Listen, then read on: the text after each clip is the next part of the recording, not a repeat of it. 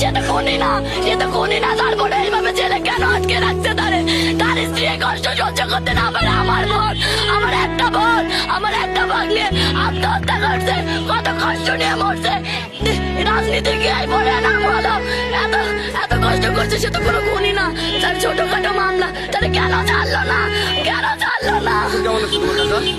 কেমন আমার ভাইয়া, তারা আমি দুলো বান্ধব আমার নিজের ভাইয়ের চোখে দেখতাম, সে তারা কোনোদিন কাঁদতে দেখিনি। হাসিনা সরকারের পতনের পরে সাদ্দাম পলাতক ছিল, তো লাস্ট 11 মাস আগে সে অ্যারেস্ট হয়েছিল গোপালগঞ্জ থেকে।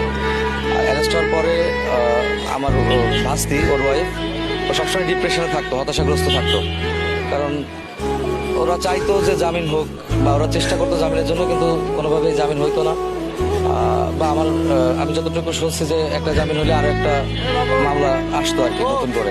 তো সেক্ষেত্রে অনেকটা ডিপ্রেশন এবং হতাশাগ্রস্ত ছিল, যার কারণে তো সে গতকালকে দুপুরে আমরা তার লাশ ঝুলন্ত অবস্থায় পাই ফ্যানের সাথে, এবং তার বাচ্চা পানির মধ্যে চোবানো অবস্থায় ছিল। এতটুকুই আমরা জানি। আর বাকি যেটা আছে পোস্টমর্টম করা হয়েছে আজকে, তো সেক্ষেত্রে প্রশাসনের লোক তারা তদন্ত করে দেখবে আসলে কি হয়েছিল। কালকে আমরা আবেদন করছিলাম, তো আমাদেরকে কোনোভাবে আর কি ফেরলে বাইকে মুক্তি দেওয়া হয়নি। তারা বলছে যে এখানে নিয়ে আসতে হবে, এবং আমরাও কিছু সংখ্যক লোক আসছিলাম, আমরা তার ভাই, যে তার সাথে দেখা করব, যে তার এই যে ক্লান্তি লগ্নে তার ফ্যামিলিটাই নাই। তো আমাদের দেখলে হয়তো একটু ভালো লাগবে, কিন্তু কিছু সংখ্যক 3 থেকে 4 জন লিমিট লোক নেওয়া হয়েছে, তো আমাদেরও ঢুকতে